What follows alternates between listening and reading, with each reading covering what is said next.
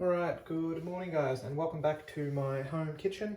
Today I'm going to be going over how to make the rice paper rolls. So there are a few components to this recipe and there is a little bit of downtime in some sections, so there will be some weird cuts in this video for you. To start off with, I'll just go through the ingredients. So you're going to need one chicken breast or thigh, a tablespoon of hoisin sauce, a tablespoon of soy sauce. You're going to need half a teaspoon of chili flakes. If you don't like chili, don't use as much or don't use any. You're going to need quarter of a red capsicum, quarter of a cucumber, quarter of red onion. You're going to need some bean shoots, quarter of a carrot, some vermicelli noodles, some coriander, and some rice paper. I'm going to start with how to prepare the vegetables and how to marinate the chicken. And then obviously I'll have to pause the video and wait for my chicken to finish marinating. So we'll start with the chicken. I do have half of it ready to go. So hopefully on my chopping board you can see there is one old piece of chicken, one cutting implement, and a bowl up the back which has already got half of that marinade in it. I just forgot the soy sauce, which I'll add now. What I'm going to do with this chicken before I actually marinate it, once I find my tablespoon, is a butterfly. I'm going to show you how to do that so you can do this yourself. This is just going to make it have more surface area to get the marinade. It's also going to make it quicker to cook, which is kind of important. Because otherwise, a really fat piece of chicken will take so long to cook. And we don't want that. So in case you're wondering, in that bowl, I pretty much now have all of the ingredients listed in the marinade. I also put a little bit of ginger in today because I had some in my fridge that I wanted to use up. There's already one piece of chicken in there swimming around, which I've already pre-cut. With your chicken, once you get it, it may have a little bit of fat on it, it might have some skin on it. You can just peel it off with your hand, and it might have, just in this section here, it might have a few little weird bits, a little bit of blood and stuff. You can cut it straight off and do with that as you see fit. With the chicken itself, I usually just try and lay it flat on the board, and then you just get your knife carefully, and then slowly just try and cut as straight as you can, and you want to slice about halfway through the chicken breast. I could probably cut a little bit more, so straight down that line, I'll just make another slice. So what I've done is basically halved it.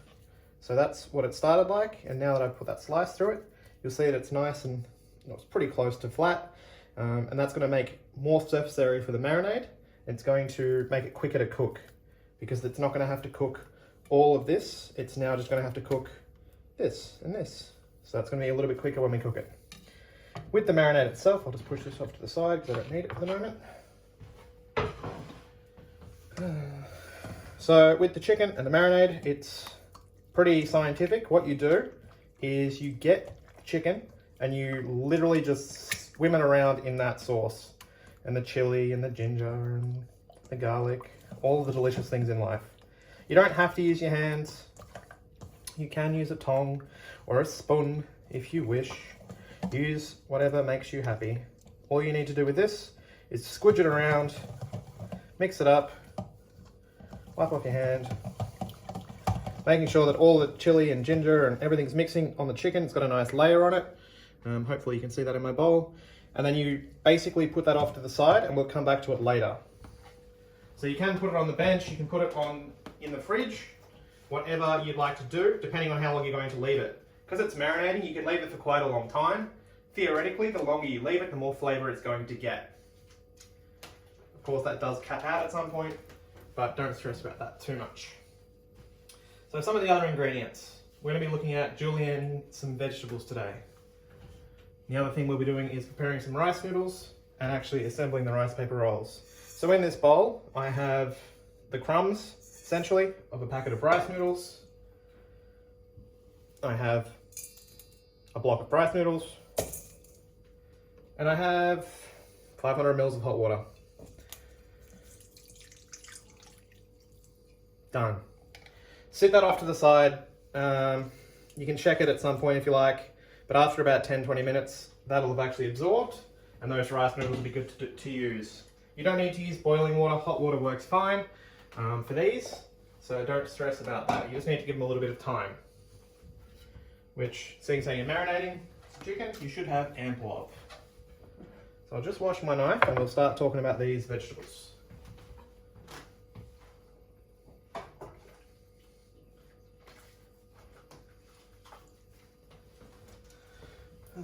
So what we're going to be looking at doing today is actually julienning the vegetables, so making them into basically matchstick sizes.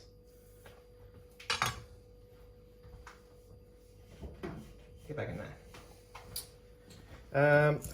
Doesn't matter which one you start with. I'm only using the tiniest carrot I had, because I actually have some julienne carrot, which I pickled yesterday with another class, ready to go. So I'm only going to use a little bit of carrot, because I have some ready to go that's already got some interesting flavors in it.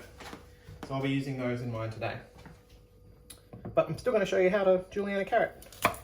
Top and tail it. If you want to peel it, you can. If you had a larger carrot, which you most likely will, you'll probably want to cut it into 2 or 3 pieces. So if you had one that was this big, I'd probably cut that in half. But once again, you've just got to use what you've got. Now the problem is with something like a carrot, we want to be able to cut it without it moving around. And as you can observe from mine, it tends to be a little bit round. So what we need to do is make it so that we can sit it on the board without it moving. You can, if you wish, just hold on to it like I am. A little bit of a spider grip, so your fingertips are curled up, and you want to make a slice on the edge. Single slice. So you'll want to take about 1 millimeter, and that'll give you a flat surface to cut on. So now when I put it on the board, it's not really going to go anywhere. If you have a bigger carrot, you can actually just sit it on its edge like this, and cut it straight down. But because my carrot's quite small, I wouldn't recommend it. But I'm going to try it just once just to show you. So if you were doing it that way, just lay it flat on the surface once you've topped it and tailed it, and slowly just slice down around 1 millimeter. It's not a race, so you don't need to rush. Keeping your fingers tucked in, and just make a single slice. And when you flop it over, it's not going to go anywhere. And then once you have a nice flat surface, you just repeat the process. So make another slice there, and then this last round surface, we'll get rid of it. Now keep those. We're not going to get rid of those just yet. We're going to keep using them. And you're going to be left with a square-ish carrot. It's not perfectly square. Don't worry about it. This is exactly what we need. It's going to be really easy to use, and it's pretty safe to chop up because it's not going to roll anywhere unless you basically make it. So what you'll do is slice it from that stage. So you'll want to make around 1 millimeter slices the whole length of the carrot. Slowly moving your fingers back. When you get down to this last section, doesn't matter if it's a little bit big. If this section's too big and chunky and you don't want to use it, eat it, discard it, feed it to your rabbit, feed it to the birds, whatever you've got. Feed it to your brother, your sister, your mother, anyone. Just don't waste food. So you'll see that we're left with these nice long strips of carrot. What we need to do with this is actually turn them into matchsticks. So I'll stack them up in 2s and 3s. Push those to the side. And same again, keeping your fingers curled up, you just want to make around a 1 millimeter slice. Slowly moving along. And then when you're finished, what you'll be left with is these pretty even little sticks, ready to go. So that's what you'll be doing for the carrot. I'll quickly just chop up this last little section. These parts that I did earlier, you can still use these. That's why I told you to keep hold of them. They're actually pretty close to the size we want. So we'll just cut them as if they were normal. We'll lay them on their flat surface. So the edge that's flattened. And just slice them like you would the rest of the carrot. They're going to be a little bit odd shapes and sizes, but it is going to save you from wasting any delicious, delicious foodstuffs. Don't do that. So all that over to the side. And it's just that easy. Now it's the same sort of concept for cutting the other vegetables. So it's going to be your capsicum and your cucumber, but I will just quickly show you those as well. So with my cucumber, I'll just take the top and the tail off. I did actually open up this cucumber the other day, so the end of it's starting to go a little bit sad and dehydrated. So I'll just chop that off so I have a nice fresh cucumber to work with.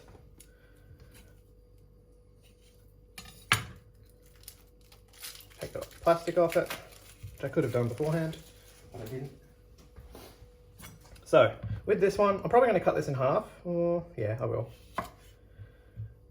Now, unlike the carrot, you don't necessarily have to make this one flat, because what you can do is cut this one straight in half.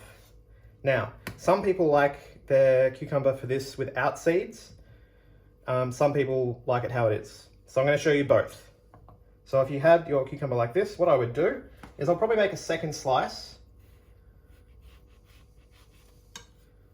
so that we have two little sections, and then same sort of principle, keeping it held together, slowly run your knife through, probably a little bit bigger than the carrot. If it's starting to move like mine is, just separate them and do them separately, that way your fingers are safe. Lay it on the flat surface, quick slice. They're not a little bit bigger than the carrot. You can cut them down further, but they're actually fine like that. Now, if you wanted to do it without the seeds, it's personal preference, but all you'd need to do is get a small spoon and you just run it straight down the center, preferably into a bowl or into your bin. And you can scoop out all of those seeds. So you'll be left with your cucumber that's sort of hollow and this pile of seeds. Throw those over there. It does look a little bit nicer if you do it this way, but it is sort of a waste of perfectly good cucumber. So it's up to you. So with these slices now, all you need to do, lay it flat and then give it a slice. These will be a much better size compared to the other ones, but once again, you are wasting a lot of food. And who wants to waste delicious food? So that's those. Don't worry if these mix up together. They're all going to get thrown into a bowl together in the end anyway. So last up, we've got our capsicum. I do have onion under my bench somewhere, but I forgot to bring it out before I started recording. So just take out the center, get rid of the top. So with this one, what you can do is if you chop off the bottom, the last little section, you can actually pretty much lay this one flat. See, if you just squish them a little bit, it will split, but that's not going to matter. So what you can do is lay it flat, and then it's pretty much already the perfect size. So just slowly moving your hand along, run your knife straight through it, same as you did with the others, and you'll see that you get all these little strips.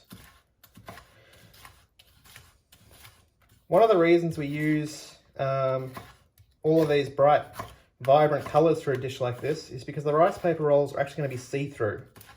So when you actually wrap them up, you'll be able to see all of these colors. You'll be able to see the nice bright red and the green and the purple if I remember to bring it out. All right, guys, I'm going to pause the video there. I'll probably cook off the chicken off camera because you guys don't need to see that. It'll just be a case of me putting it on a medium heat, cooking the chicken for 3 or 4 minutes on each side, letting it cool down, and then I'll pull it apart. This mixture will get stirred together with the noodles, and then we'll start assembling the actual rice paper rolls. All right, see you soon, guys. Okay, guys, welcome back. Quite a lot has happened while you were gone. I have drained off my noodles, so they're sitting ready in a bowl. I've got my chicken cooked and chopped up, so hopefully you can see that one. I have combined all of my vegetables and I chopped up the onion that I was missing and put that all in a bowl. And I also put the pickled veg on top. Like I said, that is an extra that I have. Just use what the recipe states. In front of the camera, hopefully you can see this big old bowl of water. That's hot water, fresh from the tap into a nice big bowl. I'm going to push it all the way over to the side because I need a bit of room to work. Because what we are doing now is we're going to get some rice paper. These are pretty accessible at the supermarket, so you'll want to get 5 or 6 and hope they're not sticking to your chopping board. So they're a pretty weird substance. They're a bit plasticky at this stage. There's sort of a smooth side on the back and a rough side on the front. I've pushed most of mine off to the side because I'm going to be using this chopping board. So what we'll do, just for the first one, I'll actually show you over here. So straight into the water. It's going to take about 30 seconds. So you want to submerge it in the water. You most likely can't see it. For what it's worth, I can barely see it as well, and I'm standing right in front of it. It's going to take about 20 or 30 seconds. It's going to basically absorb some of that water and soften up. It's not quite ready yet. And then what we'll do is actually start assembling these. I'm probably only going to record myself doing one or two, and then you can extrapolate and fix up the rest by yourself. All right, so you can see that it becomes super soft, really pliable, looks very, very weird. So I'll just carefully extract it, and I'm straightening it out. I'm going to put it on my chopping board in a second. I'm going to move this bowl of water as well. So carefully lay it out on your board.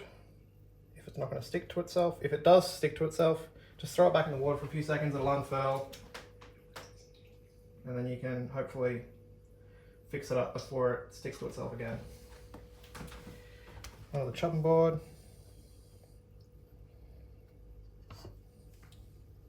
Straighten it out as much as you can, doesn't need to be perfect.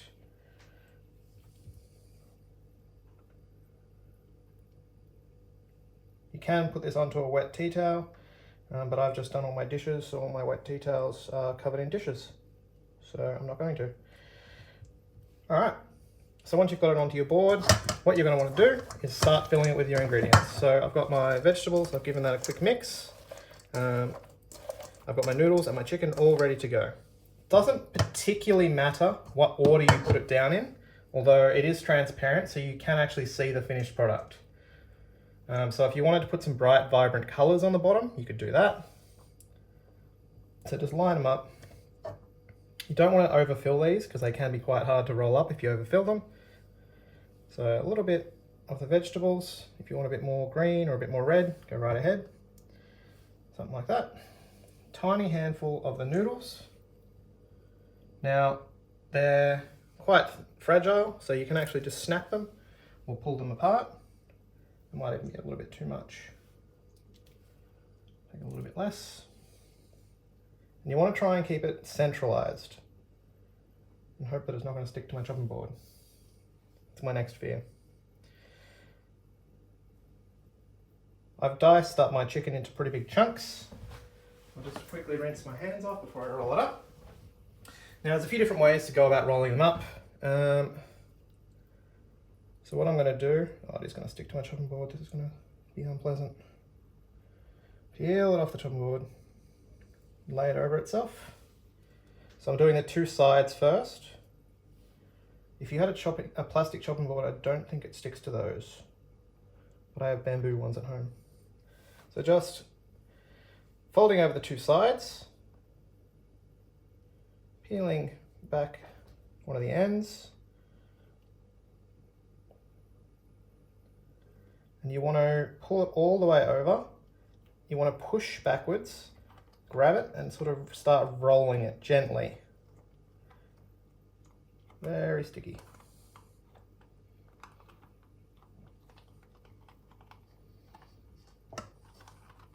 Very, very sticky. And it's just like that. You see the ends are pretty much sealed up. And then you can see all the bottom. So obviously if you're going to serve it or present it to someone, you'd put it up this way so they can see all the nice bright vegetables. I might just quickly try and do one more, just to let you have a look-see. There is other ways to go about rolling them up, but pretty much just do whatever is easiest for you.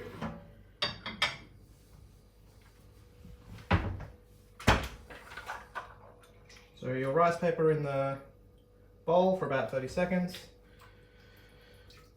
I'm going to put a bit of water on my chopping board, see if that stops it sticking, because that would be very helpful.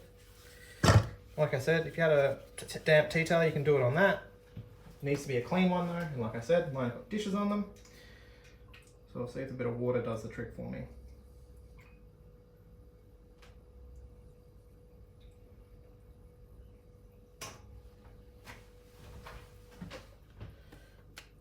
Straight down onto the chopping board. Try and straighten it up nice and quickly, because remember, my chopping board is apparently sticky. So this time I'm going to put the chicken on the bottom. I'm going to put 4 pieces of chicken down, I think. I'll give my hands a quick rinse. I'm going to put a little bit of vegetables on top.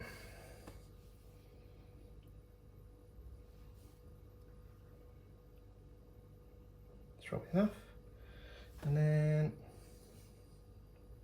tiny little bit of the noodle. Okay, now to wrap it up, we'll start at this side. Pick up the end. That water's helped by the looks of it. Fold it over till about halfway. Same with the other side. Fold it all the way over. And then grab this end here. Pull him all the way over. And you want to try and pull tight and roll it up. Just like that. Because I put the chicken on the bottom this time, when I serve it, someone will see all of that chicken straight on top. And that's it, guys. That's all you need to do. Now, there is a dipping sauce you can make with this recipe. It is on the bottom of the recipe. It's pretty self-explanatory. Basically, you'll just be collecting 2 teaspoons of fish sauce, some bird's eye chili, freshly chopped, a little bit of lime, probably about half a lime, a teaspoon of brown sugar, and a tablespoon of rice vinegar. Mix it all up together in a bowl and you have a dipping sauce. And that's all you need to do. Alright guys, see you, bye.